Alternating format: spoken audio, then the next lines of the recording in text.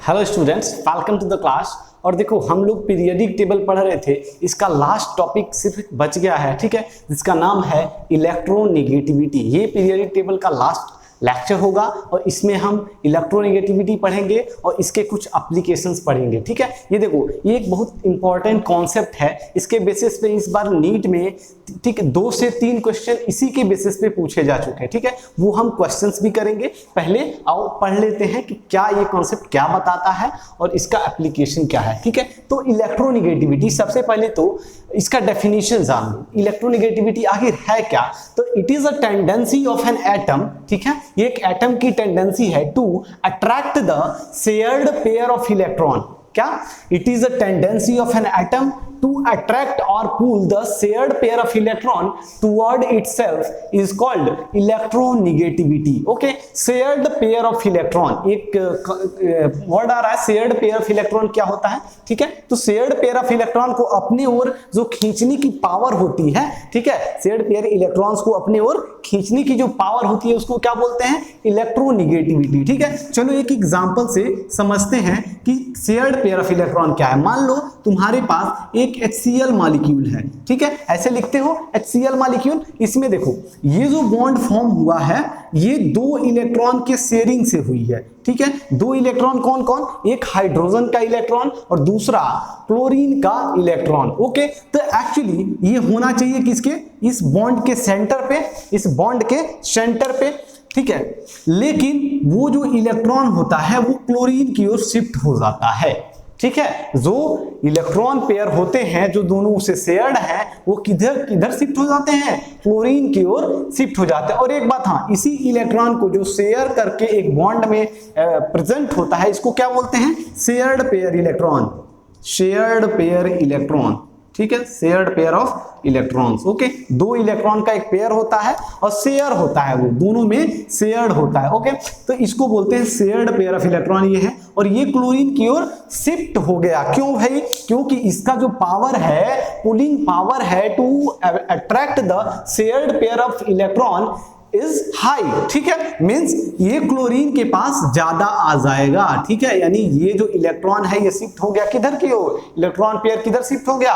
Chlorine की ओर। तो यही कॉन्सेप्ट, इसी को क्या बोलते हैं? इलेक्ट्रोनेगेटिविटी, ठीक है।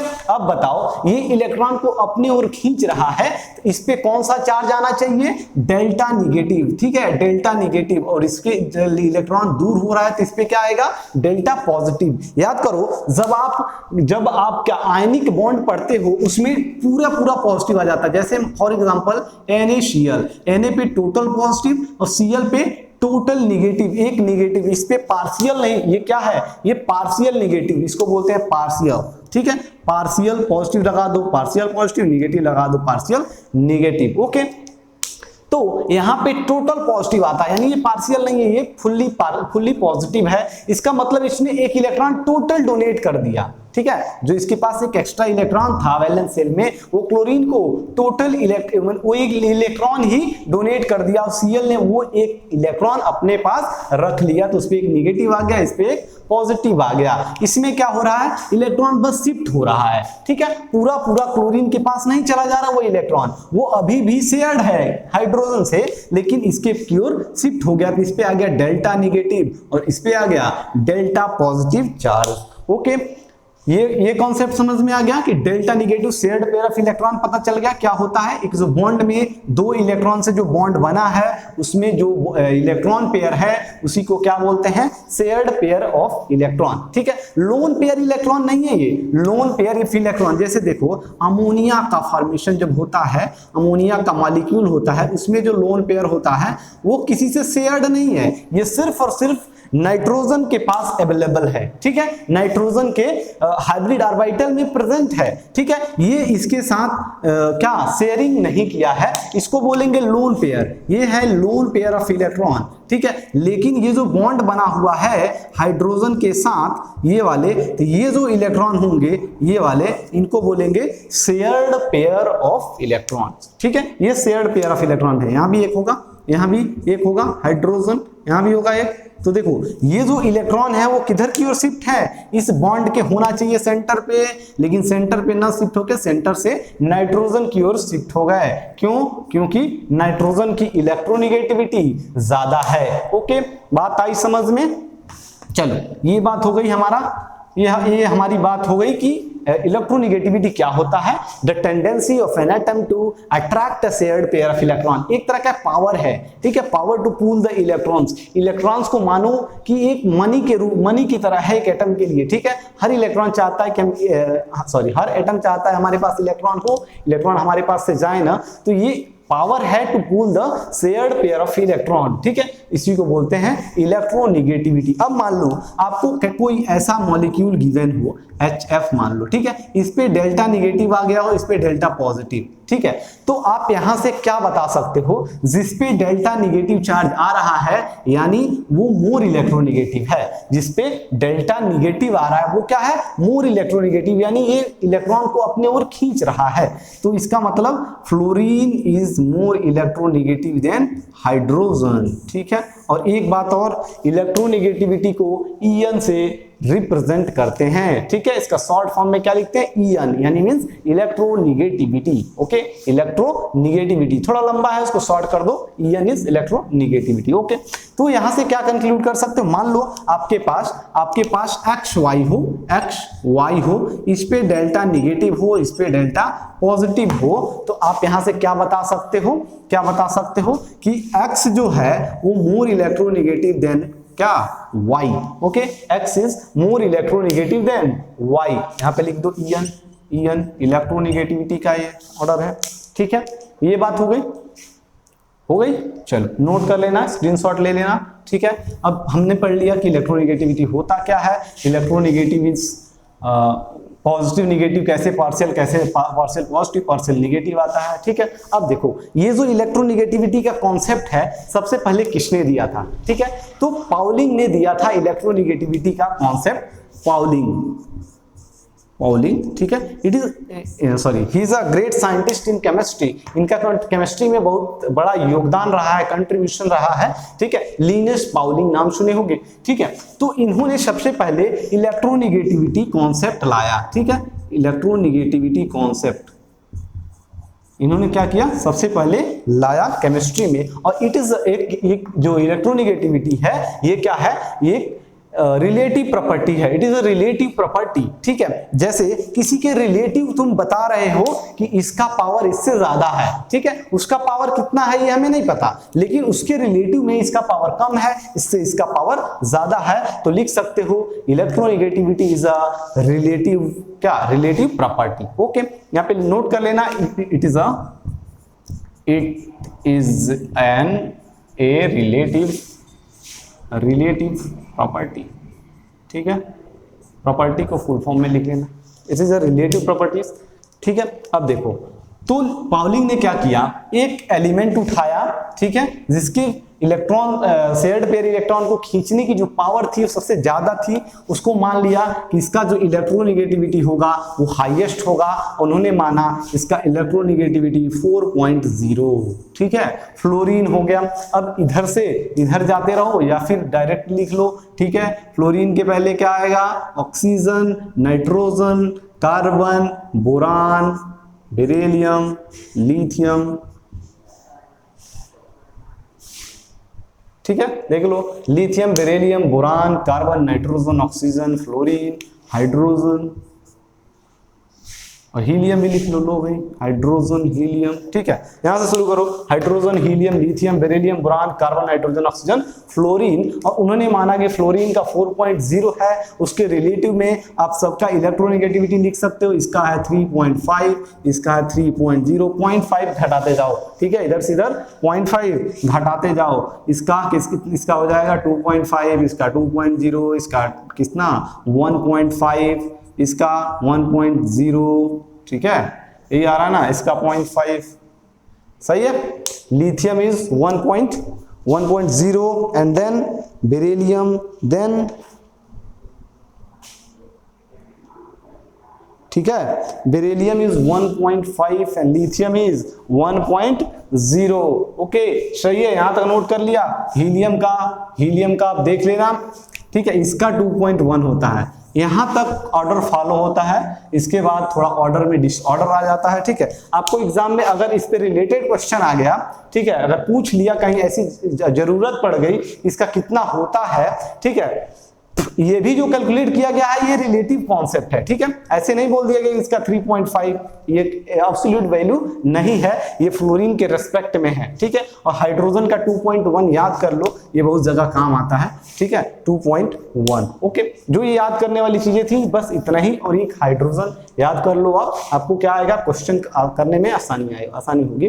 ठीक है, तो ये हमारा हो गया इलेक्ट्रोनिगेटिविटी। ठीक है, इलेक्ट्रोनिगेटिविटी वैल्यू। ठीक है, ये बात हो गई, नोट कर लेना, इसको एक तरह से याद करना, इसको एटलीस्ट याद कर लेना, फ्लोरीन, लिथियम और हाइड्रोजन। ओके, चलो अब देखो, जो ये इलेक्ट्रोनिगेटिविटी होता है वो किस पे डिपेंड करता है, यानी मींस जिसके खींचने की पावर ज्यादा होगी उसका इलेक्ट्रोनिगेटिविटी ज्यादा होगा। ठीक है, तो जो इलेक्ट्रोनिगेटिविटी होता है वो directly proportional to Z effective. ठीक है, जेड इफेक्टिव तो पढ़ाया था ना, क्या होता है Z effective, effective nuclear charge, यानी इसके खींचने की पावर ज्यादा है। ठीक है, Z effective is a power to pull the outer electrons, okay, by nucleus. Okay, ठीक है, तो electronegativity directly proportional to Z effective means Z effective जितना ज्यादा होगा उतना ही इलेक्ट्रोनिगेटिविटी उसकी ज्यादा होगी। और एक बात, जेड इफेक्टिव किसके प्रोपोर्शनल होता है,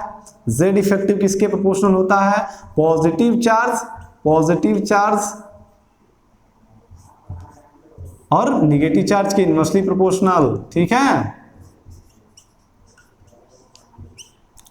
positive charge upon negative charge and Z effective directly proportional to positive charge means जितना ज्यादा पॉजिटिव चार्ज आएगा उतना ज्यादा जेड इफेक्टिव होगा, उतने ज्यादा इलेक्ट्रोनिगेटिविटी होगी, जितना ज्यादा निगेटिव चार्ज होगा उतना जेड इफेक्टिव कम होगा, इलेक्ट्रोनिगेटिविटी उतने ही डाउन आ जाएगी। ठीक है, एक ही एटम की इलेक्ट्रोनिगेटिविटी में चेंजेस आएंगे। जैसे एग्जांपल मान लो Mn मैंगनीज +2, मैंगनीज +3, मैंगनीज +5, ठीक है, और मैंगनीज +7।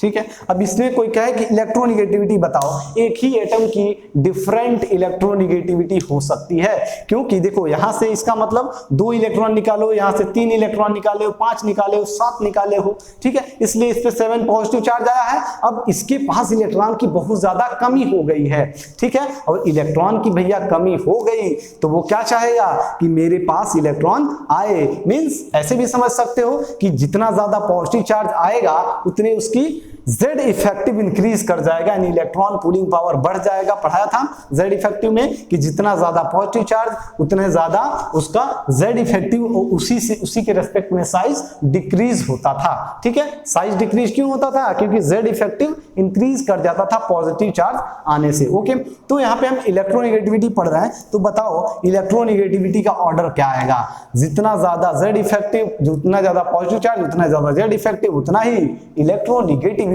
तो आप बोल सकते हो कि Mn+7 is most electronegativity, then Mn+2, then Mn+5, then Mn+3, then Mn+2। Okay, तो ये आप नोट कर लो, यहां पे लिख लो इलेक्ट्रोनिगेटिविटी। ओके, इलेक्ट्रोनिगेटिविटी का ये ऑर्डर हो गया। ओके, ठीक है, आ रहा है समझ। ठीक है, एक और एग्जांपल करते हैं। एग्जांपल जैसे मान लो ऑक्सीजन है, ऑक्सीजन माइनस है, ऑक्सीजन -2 है। ठीक है, एक ही एटम की इलेक्ट्रोनिगेटिविटी में देख रहे हैं कि क्या चेंजेस आएगा, क्योंकि इलेक्ट्रोनिगेटिविटी हमें पता है directly proportional to Z effective and Z effective directly proportional to positive charge और inversely proportional to negative charge. ठीक है, तो आप बताओ, इसके पास आपने एक इलेक्ट्रॉन दे रखा है पहले से, वो माइनस हो गया, इसमें 2 इलेक्ट्रॉन दे रखा है, तो बताओ सबसे ज्यादा इलेक्ट्रॉन पुलिंग पावर यानी शेयर्ड पेयर इलेक्ट्रॉन को कौन खींचेगा सबसे ज्यादा आंसर बताओ। फिर O माइनस, फिर O माइनस 2। क्यों भाई? क्योंकि Z effective inversely proportional to negative charge. जितना ज्यादा नेगेटिव चार्ज आता जाएगा वो कहेगा भैया अब मुझे इलेक्ट्रॉन नहीं चाहिए, क्योंकि मैंने ऑलरेडी 2 इलेक्ट्रॉन ले रखा है। ठीक है, तो 2 इलेक्ट्रॉन ये ले रखा है तो नहीं खींचेगा। यानी इससे आप अंदाजा लगा सकते हो कि O का ज्यादा होगा, फिर O माइनस का ज्यादा होगा, फिर O माइनस 2 का ज्यादा होगा। ठीक है, देखो जेड इफेक्टिव एक ऐसा कॉन्सेप्ट है, इसको आप रेडियस से रिलेट कर सकते हो, आयनाइजेशन एनर्जी से रिलेट कर सकते हो, इलेक्ट्रॉन अनअफिनिटी से रिलेट कर सकते हो, इलेक्ट्रोनेगेटिविटी से, यानी पूरी पीरियोडिसिटी इससे रिलेट कर सकते हो। ठीक है, इसी से जब पीरियोडिक टेबल में पीरियोडिसिटी शुरू किया था तो सबसे पहले मैंने क्या पढ़ाया था? Z effective. ओके, और जेड इफेक्टिव निकाल कैसे रहे थे? याद करो, Z minus sigma. Z is proton number या एटॉमिक नंबर, सिग्मा क्या था? Shielding constant. क्या था? शिल्डिंग कांस्टेंट या स्क्रीनिंग कांस्टेंट था। ठीक है, तो ये चीज नोट कर लो आप कि इलेक्ट्रोनेगेटिविटी यहां भी लिख लेना, इलेक्ट्रोनेगेटिविटी। ओके, इलेक्ट्रोनेगेटिविटी है ना? समझ में आ रहा है? नहीं आया आप कमेंट में हमें कमेंट कर सकते हैं, जो भी आपको डाउट रह जाती है यहाँ पे।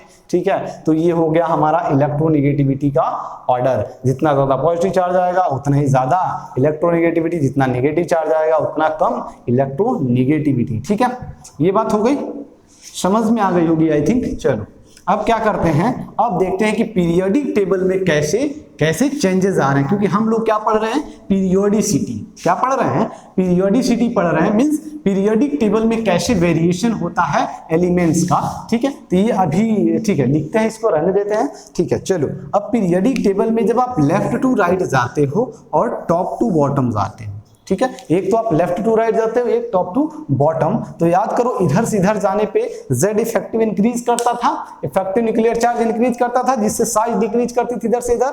तो जब आप इधर से इधर जाते हो, इधर से इधर मींस मान लो यहाँ से lithium, beryllium, boron, carbon, nitrogen, oxygen, fluorine, ठीक है, फ्लोरीन तक ही लिखेंगे। ओके, वो नोबल गैस को आप इलेक्ट्रोनेगेटिविटी में ना इंटर कराओ, क्योंकि देखो वो क्या है? स्टेबल कॉन्फ़िगरेशन है, संत महात्मा हो गया वो, उसको न इलेक्ट्रॉन देना है न लेना है। ठीक है, इलेक्ट्रॉन अगर उससे आप निकालना चाहते हो तो उसको बहुत हाई एनर्जी की जरूरत पड़ेगी, क्योंकि वो मोस्ट स्टेबल फॉर्म में है। ठीक है, वो मोस्ट स्टेबल फॉर्म में है तो उसको न इलेक्ट्रॉन देने की जरूरत है न लेने की। ठीक है, तो यहाँ पे ये लोग इधर से इधर जाते हो तो Z इफेक्टिव इंक्रीज करता है, और Z इफेक्टिव इंक्रीज करेगा तो इलेक्ट्रोनेगेटिविटी इंक्रीज करेगी। तो यहां से इधर लेफ्ट टू राइट जाने पे इलेक्ट्रोनेगेटिविटी इंक्रीज करती है। ठीक है, ये ध्यान रखना, लेफ्ट टू राइट जाने पे इलेक्ट्रोनेगेटिविटी डिफरेंस नहीं, इलेक्ट्रोनेगेटिविटी क्या होती है? इंक्रीज करती है। तो क्या कहा था? फ्लोरीन सबसे ज्यादा इलेक्ट्रोनेगेटिविटी रखता है पूरे पीरियोडिक टेबल में। Most electronegative atom is fluorine. Okay, most electronegativity in whole periodic table is fluorine. Okay, और देखो टॉप टू बॉटम आते हो तो क्या होता है? Z इफेक्टिव क्या होता है? कांस्टेंट रहता है, लेकिन क्या होता है यहाँ पे जो आउटर सेल है, नंबर ऑफ सेल्स इंक्रीज कर रहा है, साइज इंक्रीज कर रहा है, तो जो इलेक्ट्रोनेगेटिविटी होता है वो डिक्रीज करने लगता है। ठीक है, इलेक्ट्रोनेगेटिविटी क्या करता है? डिक्रीज करने लगता है। ठीक है, यानी शेयर्ड पेयर इलेक्ट्रॉन को अपने ओर खींचने की जो पावर होती है वो क्या करती है? डिक्रीज करती है ना। ये बात हो गया, नोट कर लो इसको, यानी लीना की रब से फरियाद टाइप ऐसे नोट कर सकते हो। इससे याद रहेगा आपको कि इधर से इधर जाने पे lithium, beryllium, boron, carbon, nitrogen, oxygen, fluorine का इलेक्ट्रोनेगेटिविटी इंक्रीज करता है, इधर से टॉप टू बॉटम जाने पे इलेक्ट्रोनेगेटिविटी डिक्रीज करती है। और ये क्या बताया था इसका? 4.0, 3.5, 3.0, ठीक है, इसका 2.5, इसका 2.0, 1.5 और इसका 1.0। अब लिथियम से शुरू करना, फ्लोरीन को जाना, 1 से शुरू करके 1.5 ऐड करते जाना है आपको, जहां फ्लोरीन का याद कर लो 4.0 होता है। ओके, ये बात हो गई हमारी इलेक्ट्रोनेगेटिविटी का। देखो पीरियोडिसिटी का एक तरह का कॉन्सेप्ट खत्म हो गया। अब हम इसमें पढ़ेंगे सॉरी एक चीज और देख लो, एक चीज और देख लो, जब मुलिकन आए थे, ठीक है, लिनेस पाउलिंग ने अपना एक कॉन्सेप्ट दे दिया कि इसको 4.0 ये कर दिया, एक रिलेटिव कॉन्सेप्ट थियोरेटिकल बेस्ड था, ठीक है। तो जब लिनेस पाउलिंग आए, सॉरी मुलिकन आए, तो मुलिकन स्केल पे इलेक्ट्रोनेगेटिविटी उन्होंने क्या किया, प्रेजेंट किया। उन्होंने कहा कि जो इलेक्ट्रोनेगेटिविटी होगी मुलिकन स्केल पे वो क्या होगी, वो क्या होगी, आयनाइजेशन एनर्जी और इलेक्ट्रॉन गेन एंथैल्पी का एवरेज होगा। क्या, ionization energy plus electron affinity का एवरेज होगा। ये चीज बहुत ज्यादा इंपॉर्टेंट नहीं है, लेकिन हाँ लिख लो कि इलेक्ट्रोनेगेटिविटी कैसे निकालते हैं, electron ionization energy plus electron affinity का divided by 2 means average of ionization energy and electron gain enthalpy. पढ़ाया था, आयनाइजेशन एनर्जी पढ़ाया था, इलेक्ट्रॉन गेन एंथैल्पी पढ़ाया था, दोनों का हाफ कर दो, जोड़ के क्या हो जाएगा, मॉलिक्यूल स्केल पे इलेक्ट्रोनेगेटिविटी निकल जाएगी, ठीक है। तो ये हो गया हमारा कॉन्सेप्ट, यहाँ तक हो गया। अब देखो, अब हम क्या पढ़ेंगे, एप्लीकेशन ऑफ इलेक्ट्रोनेगेटिविटी। ये चीज नोट कर लो, ठीक है, स्क्रीनशॉट ले लो। ओके, हो गया, ठीक है। चलो अब क्या है, अब पढ़ेंगे हम एप्लीकेशन ऑफ इलेक्ट्रोनेगेटिविटी, यानी एप्लीकेशन एंड इलेक्ट्रोनेगेटिविटी बढ़ने घटने से क्या इफेक्ट पड़ेगा, ठीक है। पहले तो बात करेंगे नॉन मेटेलिक कैरेक्टर, ठीक है। फर्स्ट हेडिंग डाल लो, पहले तो डाल लो एप्लीकेशन ऑफ क्या, इलेक्ट्रोनेगेटिविटी, फिर उसका पहला हेडिंग डालो क्या, non metallic character, non metallic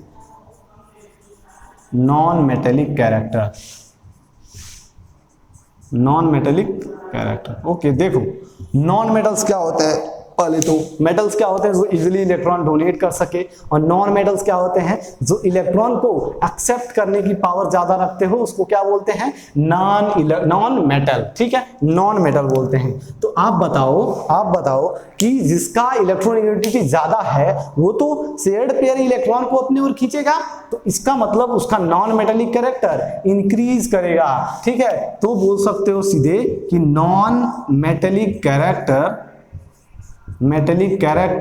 directly proportional to क्या, electronegativity. Okay, non metallic character directly proportional to electronegativity. Okay, तो ऐसे आप एक और चीज बोल सकते हो कि metallic character inversely proportional to electronegativity, means जितना ज्यादा इलेक्ट्रोनेगेटिविटी होगा तो उसका मेटेलिक कैरेक्टर डाउन हो जाएगा, ठीक है। तो एक चीज इससे ये पता चल रहा कि नॉन मेटेलिक कैरेक्टर जो होता है वो डायरेक्टली प्रोपोर्शनल टू इलेक्ट्रोनेगेटिविटी, और आयनाइजेशन पोटेंशियल को हम लोग मेटेलिक कैरेक्टर से जोड़े थे। याद करो कि जितना आयनाइजेशन पोटेंशियल डाउन रहेगा उतना अच्छा मेटल होगा, मींस जितना इजिली इलेक्ट्रॉन उसमें से निकल रहा है उतने अच्छा मेटल होगा, ठीक है। तो यहाँ पे नॉन मेटेलिक कैरेक्टर को डायरेक्टली प्रोपोर्शनल कर दिया, किससे, इलेक्ट्रोनेगेटिविटी से, मींस जितना ज्यादा इलेक्ट्रोनेगेटिविटी उतना ज्यादा नॉन मेटेलिक कैरेक्टर। ओके, ये बात हो गई। चलो ये बात हो गई, तो अब दूसरी बात देखो। अच्छा, इसे एग्जांपल करा देते हैं। एग्जांपल जैसे मान लो एग्जांपल में oxygen, nitrogen, oxygen and fluorine की बात कर लें तो सबसे अच्छा नॉन मेटल कौन सा होगा, बता दो। नाइट्रोजन से ऑक्सीजन, ऑक्सीजन से फ्लोरीन, तो सबसे ज्यादा फ्लोरीन, फिर ऑक्सीजन, क्योंकि इलेक्ट्रोनेगेटिविटी बढ़ रहा है। यहाँ पे लिख लेना नॉन मेटेलिक कैरेक्टर, ठीक है। नॉन मेटेलिक कैरेक्टर इसका इधर से इधर जाने पे इंक्रीज करेगा। हो गया ये बात, ठीक है। अब दूसरा हेडिंग डालो एप्लीकेशन पार्ट में। एप्लीकेशन में दूसरा है क्या करोगे, बॉन्ड एनर्जी, ठीक है। दूसरा क्या डालेंगे, बॉन्ड एनर्जी या बॉन्ड एंथैल्पी। दूसरा डाल लो बॉन्ड एनर्जी, ठीक है। तो देखो यहाँ पे लिख लो कि जो बॉन्ड एनर्जी होगी, बॉन्ड एनर्जी वो डायरेक्टली प्रोपोर्शनल होगी डेल्टा ईएन के, मींस जितना ज्यादा डेल्टा ईएन क्या है, इलेक्ट्रोनेगेटिविटी डिफरेंस।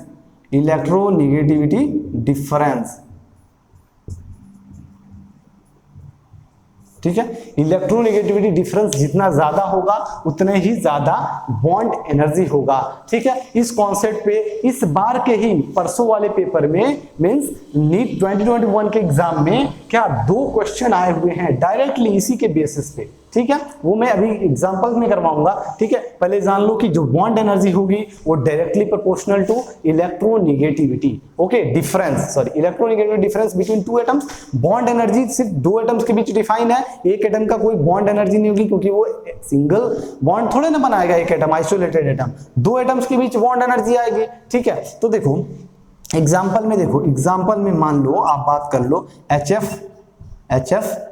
यह single bond, HCl, HBr, HI, ठीक है। इसकी बात करते हैं HCl, HF, HCl, HBr, HI, okay. इसकी बात करते हैं कि बताओ कि कहां पे बॉन्ड एनर्जी सबसे ज्यादा होगी, ठीक है। फिर से लिख देता हूं HCl, सॉरी LHF लिखना है ना, HF, HCl, HBr and HI, ठीक है। तो क्या बताया था, देखो H का तो हर जगह फिक्स है, H हाइड्रोजन हर जगह फिक्स है, हाइड्रोजन ही है, ठीक है। अब ये फ्लोरीन है, फ्लोरीन का जैसे मान लो इसका 2.1 होता है, बताया था ना, हर जगह 2.1 इलेक्ट्रोनेगेटिविटी, और इसका 4.0, और नीचे जाने पे इलेक्ट्रोनेगेटिविटी क्या होता है, डिक्रीज करता है, तो इसका कुछ कम ही होगा, लेस देन 4.0, मान लो 3.5 है, ठीक है, 3.5 है। तो यहाँ पे जो डिफरेंस आएगा वो ज्यादा होगा क्योंकि ये 4 है, उसे घट के वो 2.1 के पास जाएगा, तो इलेक्ट्रोनेगेटिविटी डिफरेंस इधर से इधर जाने पे डिक्रीज कर रहा है। ऐसे कर सकते हो, डेल्टा EN जो है डिक्रीज कर रहा है इधर से इधर जाने पे, तो बॉन्ड एनर्जी क्या होगा, डिक्रीज करेगा, ओके, है कि नहीं। बॉन्ड एनर्जी डिक्रीज करेगा क्योंकि डेल्टा EN डिक्रीज कर रहा है, यानी इलेक्ट्रोनेगेटिविटी डिफरेंस जितना ही क्या बढ़ेगा, यहाँ पे अगर इधर से इधर आ रहा है तो डेल्टा EN बढ़ रहा है, और डेल्टा EN बढ़ेगा तो बॉन्ड एनर्जी बढ़ेगी क्योंकि bond energy directly proportional to delta EN, ठीक है। HF की बॉन्ड एनर्जी सबसे ज्यादा, फिर HCl की, फिर HBr की, फिर HI की, ठीक है, बॉन्ड एनर्जी सबसे ज्यादा। अब इस पे एक एसिडिटी की बात करो, देखो अगर बॉन्ड एनर्जी सबसे ज्यादा है किसकी, HF की, और बॉन्ड एनर्जी सबसे कम है किसकी, HI की, तो आप बताओ कि सबसे ज्यादा इजिली हाइड्रोजन डोनेट कौन करेगा, वाटर में जाने पे या फिर नॉन एक्वस सॉल्वेंट में, किसी में भी अगर इसका बॉन्ड एनर्जी वीक है तो ये हाइड्रोजन को इजिली छोड़ देगा, यानी इजिली टूट जाएगा, ब्रेक हो जाएगा। तो HI की जो एसिडिटी होगी वो सबसे ज्यादा होगी क्योंकि इसका बॉन्ड वीक है ना। जितना बॉन्ड वीक होगा उतना इजीली ब्रेक होगा, और जितना इजीली ब्रेक होगा उतना ही इसका इजीली क्या हो जाएगा, उतना ही ज्यादा एसिडिटी हो जाएगा, ठीक है। अभी तो ये पढ़ लो बॉन्ड एनर्जी का कॉन्सेप्ट, ठीक है। बॉन्ड एनर्जी इसका सबसे ज्यादा, फिर इसका ज्यादा, फिर इसका ज्यादा, फिर इसका ज्यादा, एसिडिटी हम अलग से पढ़ेंगे, ठीक है। एक और एग्जांपल लिखो, जैसे मान लो आपको गिवन है CH3F, CH3Cl, ठीक है, CH3Br एंड CH3I। अब बताओ इसमें बॉन्ड एंथैल्पी कैसे इंक्रीज कर रहा होगा, मींस किसका ज्यादा होगा किसका कम होगा, ठीक है। क्या कॉन्सेप्ट है, electronegativity bond energy directly proportional to electronegativity difference. तो आप यहां बात करो कि सबसे ज्यादा इलेक्ट्रोनेगेटिविटी डिफरेंस कहां आएगा, देखो CH3 हर जगह फिक्स है, सिर्फ FCl-Br देख लो, इसका सबसे ज्यादा होता है इलेक्ट्रोनेगेटिविटी, तो यहाँ पे डिफरेंस सबसे ज्यादा आ जाएगा, फिर इसमें कम होगा, फिर इसमें कम होगा, फिर इसमें कम होगा। हम बॉन्ड यहाँ पे डेल्टा EN किसका निकाल रहे हैं, C और F का, ठीक है, क्योंकि C से F से कौन जुड़ा है, F से C जुड़ा है ना, तो CF का बॉन्ड एनर्जी, यहाँ पे तो बॉन्ड एनर्जी सेम होगा, सबका CH3 है, सिर्फ डिफरेंस कहाँ आ रहा है, C के साथ F जुड़ा है, C के साथ Cl जुड़ा है, C के साथ Br जुड़ा है, C के साथ I जुड़ा है, ठीक है। तो ये चीज हो गई, ये चीज। अब देखो ऐसे कैसे बताओगे, बोल रहे हो कि bond energy directly proportional delta EN, तो यहाँ पे क्या हो जाएगा, बॉन्ड एनर्जी का ऑर्डर बता दो। बॉन्ड एनर्जी का ऑर्डर क्या हो जाएगा, अपने से पहले बताओ फिर मैं बताता। ठीक है, कर लिया। तो जो ये होगा CH3F CH3Br and then CH3I, ये हो गया बॉन्ड एनर्जी या बॉन्ड एंथैल्पी या बॉन्ड स्ट्रेंथ का ऑर्डर। ठीक है, बॉन्ड स्ट्रेंथ बोलो या बॉन्ड एनर्जी बोलो या बॉन्ड एंथैल्पी बोलो, वो सब एक ही चीज है। ठीक है, तो ये CH3F सबसे ज्यादा, फिर CH3Cl, फिर CH3Br, फिर CH3I, ये आया था तुम्हारा नीट 2021 में। ठीक है, नीट 2021 के पेपर में आया था। ठीक है, ये भी आया था लेकिन थोड़ा ये एसिडिटी बेसिसिटी पे क्वेश्चन आया था। ओके, तो आप देखो CH3F then CH3Cl then CH3Br then CH3I, तो ये ऑर्डर हो गया इसके बॉन्ड एंथैल्पी का या बॉन्ड एनर्जी का। ठीक है, चलिए अब देखो, अब आप हेडिंग डालो, अब आप थर्ड एप्लीकेशन हेडिंग डालो, एसिडिटी एंड बेसिसिटी डाल लो, acidity and basicity of hydrides. ठीक है, एसिडिक एंड बेसिक स्ट्रेंथ भी डाल सकते हो, एसिडिक एंड बेसिक स्ट्रेंथ। ठीक है, नेचर ऑफ हाइड्राइड डाल सकते हो, नेचर ऑफ हाइड्राइड, एसिडिक और बेसिक स्ट्रेंथ की बात करेंगे, नेचर ऑफ हाइड्राइड। ठीक है, नेचर ऑफ हाइड्राइड में क्या है, कौन ज्यादा एसिडिक होगा, कौन ज्यादा बेसिक होगा। ठीक है, जैसे मान लो आपके पास एग्जांपल से बात करेंगे, जैसे मान लो आपके पास HF हो, फिर से वही क्वेश्चन, फिर HCl हो, फिर HBr हो, फिर HI हो। ठीक है, तो आप बताओ कि कौन सा सबसे ज्यादा एसिडिक होगा। कौन सा सबसे ज्यादा एसिडिक होगा, अभी बताया कि इसका जो बॉन्ड एनर्जी होती है सबसे वीक होती है, इजिली हाइड्रोजन डोनेट कर देगा, और जो चीज इजिली हाइड्रोजन को डोनेट कर देता है वो क्या होता है, स्ट्रॉन्ग एसिड होता है। ठीक है, जितना इजी इलेक्ट्रॉन डोनेट करेगा उतना स्ट्रॉन्ग एसिडिक स्ट्रेंथ होगा। ठीक है, तो HI का जो एसिडिक स्ट्रेंथ होगा वो सबसे हाईएस्ट होगा, फिर HBr का, फिर HCl का, फिर HF का। यहाँ पे लिख देना acidic strength, acidic order, acidic strength. ठीक है, आया, समझ आया, क्योंकि यहाँ पे बॉन्ड एनर्जी बहुत ज्यादा स्ट्रांग है, तो क्या होगा, बॉन्ड एनर्जी स्ट्रांग है तो इजिली डोनेट नहीं करेगा। एक और कॉन्सेप्ट से देख सकते हो, यहाँ पे जो हाइड्रोजन है और यहाँ पे फ्लोरीन है, इनके बीच एक बॉन्ड बना हुआ है, लेकिन यहाँ पे हाइड्रोजन है, यहाँ पे क्लोरीन है, यानी साइज इंक्रीज कर रहा है। यहाँ पे हाइड्रोजन है और यहाँ पे क्या है, आयोडीन है। ठीक है, आयोडीन है, H है। तो देखो साइज जैसे जैसे बढ़ेगा इनकी बॉन्ड लेंथ भी इंक्रीज करती जाएगी। ठीक है, देखो अगर ये बॉन्ड स्ट्रांग है मींस दोनों के बीच बॉन्ड लेंथ कम हो गई, H और F के बीच बॉन्ड कम हो गई, क्योंकि ये इलेक्ट्रॉन को अपने ओर खींच रहा है, शेयर्ड पेयर जो इलेक्ट्रॉन है इनको अपने ओर खींच रहा है, तो हाइड्रोजन भी कहेगा मैं भी थोड़ा पास हो जाता हूं।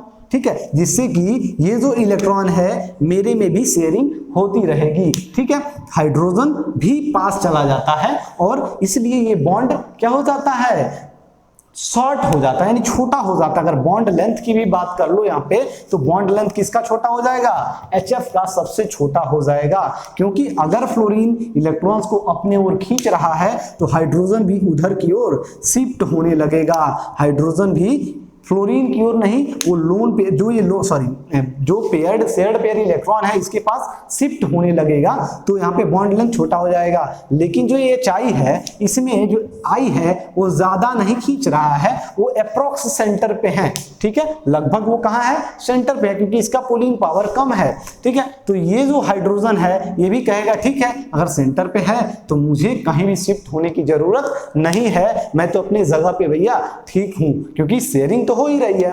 ठीक है, 50-50 शेयर हो गया अप्रॉक्स, मान लो 50 नहीं हुआ फिर भी इसका 40 है, इसका 60 है, लेकिन यहाँ पे तो भैया 80-20 हो गया। ठीक है, 80 ये ले लिया, 20 ये ले लिया, यहाँ पे तो ज्यादा ही क्या हो गई, ज्यादा ही अति हो गई। यहाँ पे ठीक है, यहाँ पे ठीक है, इसलिए जो बॉन्ड होगा वो वीक होगा, प्लस जो बॉन्ड लेंथ होगा वो क्या होगा, लंबा होगा, यानी बॉन्ड लेंथ लंबा होगा, साइज बढ़ रहा है, इसलिए ये इजिली हाइड्रोजन रिलीज कर देगा। ठीक है, हाइड्रोजन इजिली रिलीज कर देगा, तो क्या बन जाएगा, क्या हो जाएगा, उसका एसिडिक स्ट्रेंथ ज्यादा हो जाएगा। ठीक है, ऐसे ही HF था ना, यहाँ पे HF था, HF से ज्यादा HCl, एसिडिक स्ट्रेंथ की बात कर। ऐसे ही सिमिलरली आप अमोनिया में बात कर लो, NH3 phosphorus PH3 ASH3 SVH3।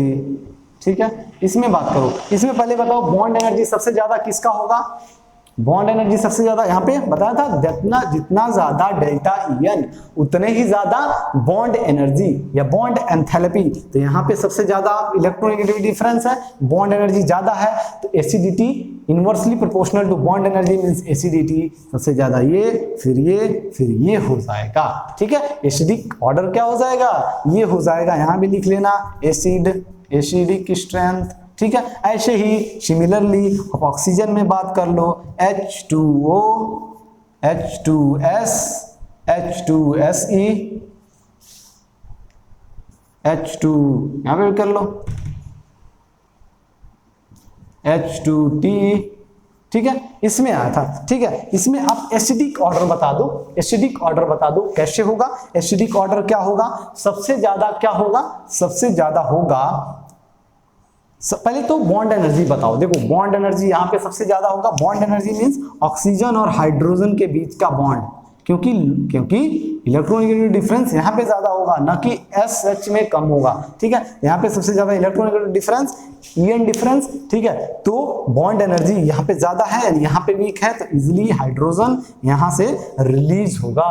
ठीक है, यहाँ से इजिली हाइड्रोजन निकल जाएगा, एसिडिक स्ट्रेंथ ज्यादा हो जाएगा। ठीक है, ये क्वेश्चन आया था, ये भी नीट 2021 में आया था, नीट 2021 में आया था। ठीक है, कैसे आया था, यहाँ पे दिया था एसिडिक स्ट्रेंथ, यहाँ पे भी दिया था एसिडिक स्ट्रेंथ, ये बातें सही थी, और यहाँ पे दिया था pKa, क्या दिया था, pKa ऑर्डर है, ये कहा था ये pKa ऑर्डर है। लेकिन आप बताओ, ये थोड़ा सा फिजिकल में चलते हैं, आप Ka पढ़े हो, K जितना ज्यादा एसिड उतना ज्यादा Ka, और pKa क्या होता है, माइनस लॉग ऑफ K, यानी pK के अपोजिट होता है pK, इनवर्सली प्रोपोर्शनल। तो यहां से यहां जाने पे एसिडिक स्ट्रेंथ बढ़ रहा है, मींस Ka बढ़ रहा है। ठीक है, Ka बढ़ रहा है, एसिडिक स्ट्रेंथ बढ़ेगा तो Ka बढ़ेगा, और Ka बढ़ रहा है तो pK घटना चाहिए, लेकिन ये pKa का ऑर्डर दिया था, तो ये गलत स्टेटमेंट था और इसी को सिलेक्ट करना था, रॉन्ग स्टेटमेंट सिलेक्ट करना था। ठीक है, तो ये बात हमारी क्लियर हो गई, सबको नोट कर लो, इसको नोट कर लो, नोट कर लिया। अब चलो ये स्क्रीनशॉट ले लेना, ठीक है, जो नहीं नोट कर पा रहे हो। ओके, अब देखो, अब बात करेंगे नेचर ऑफ ऑक्साइड। ये हो गया nature of hydride, nature of hydride हो गया। अब nature of oxide, next heading डालो नेचर ऑफ ऑक्साइड। ठीक है, नेचर ऑफ ऑक्साइड,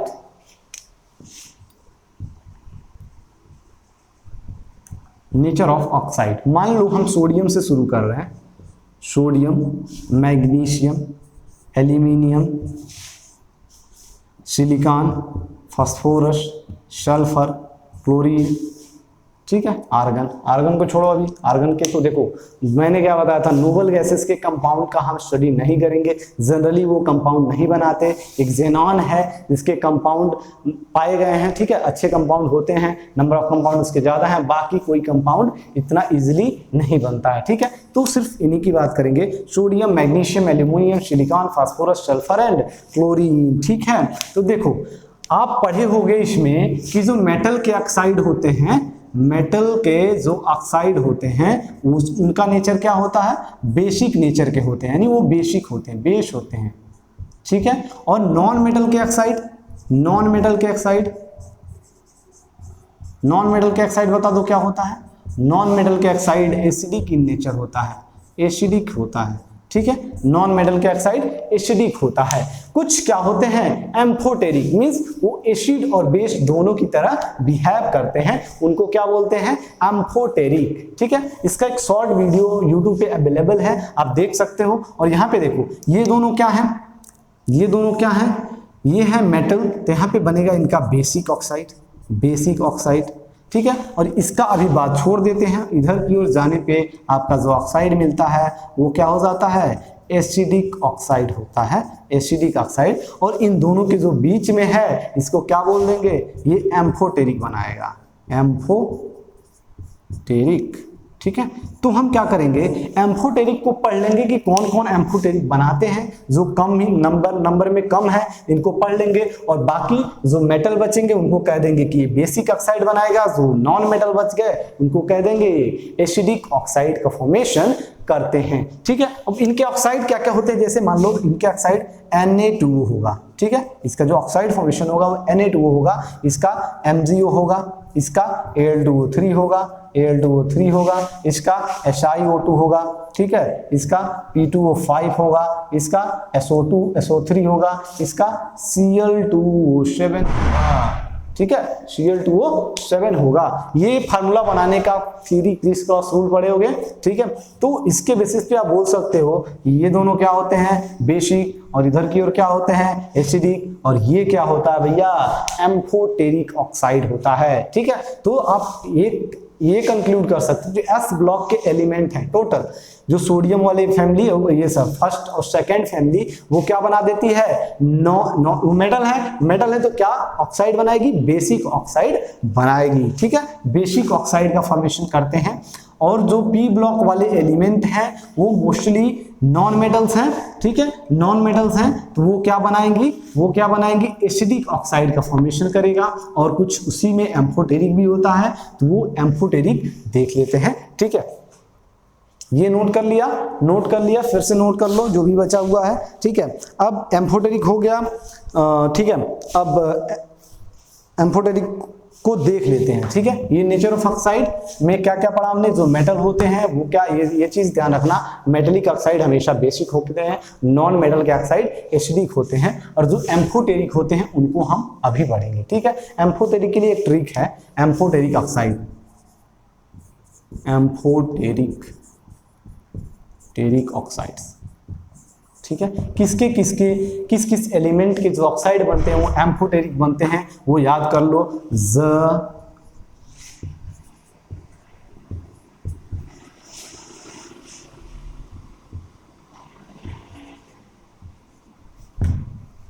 ठीक है, याद करना है उसको कैसे, जनाबे आली ने बेकार गाया पंजाबी सॉन्ग। ठीक है, ऐसे सब भिखारी इंदौर गए।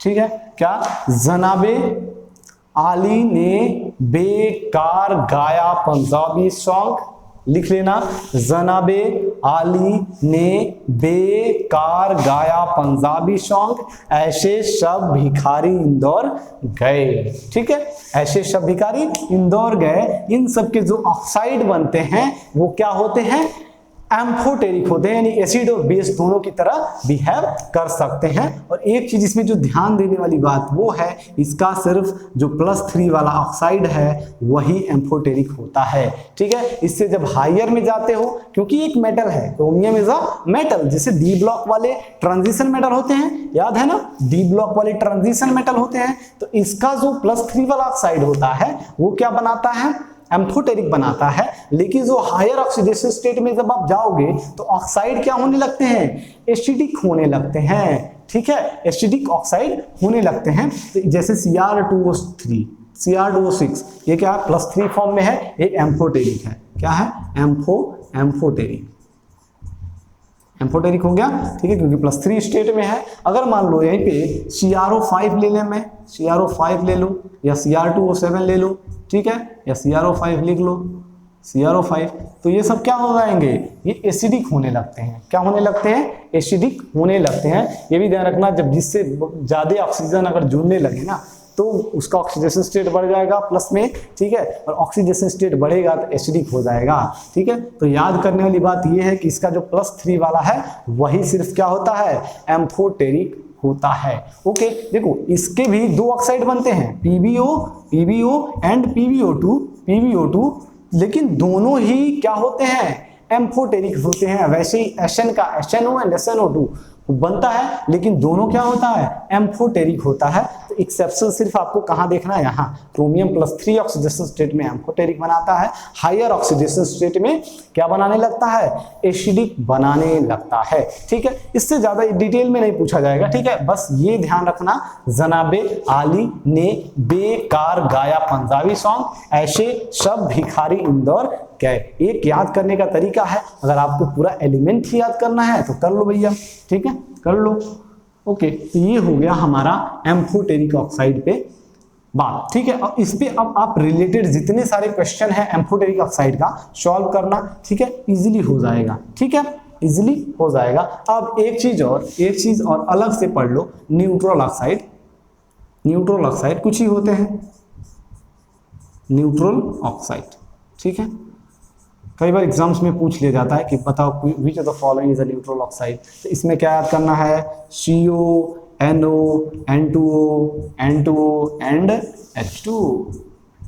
ठीक है, वाटर तो जानते ही हो, वैसे भी न्यूट्रल है, water is a neutral and oxide. ठीक है, तो न्यूट्रल ऑक्साइड, तो इसको याद करने का तरीका क्या करें, तीन ही तो है यार, याद कर लेना। ठीक है, तीन ही तो है, CO, NO, H2O, sorry N2O and H2O।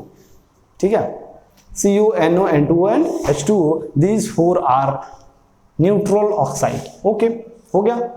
तो देखो ये चीज हो गई। अब देखो हमारा पूरा नोट कर लिए थे, बैक करके नोट कर सकते हो, रोक वीडियो पॉज करके रोक सकते हो। देखो पूरी पीरियोडिक टेबल हमारी यहाँ होती है खत्म। ठीक है, अब इससे रिलेटेड अब जितने सारे क्वेश्चंस आपके पास हैं, या हमने जो बुकलेट, हमने जो क्वेश्चन प्रोवाइड कराया आपको, वो जितने सारे आपको हैं, अगर आपको नहीं मिला तो आप कमेंट कर सकते हो। ठीक है, कमेंट कर सकते हो सर हमें बुकलेट नहीं मिला, या फिर ऑफिस के नंबर पे आप मैसेज दे सकते हो, व्हाट्सएप मैसेज कर सकते हो कि सर हमें पीरियोडिक टेबल से रिलेटेड क्वेश्चंस नहीं मिले, बुकलेट नहीं मिला। ठीक है, तो और उस पे जो रिलेटेड क्वेश्चंस है वो सारे सॉल्व करिए।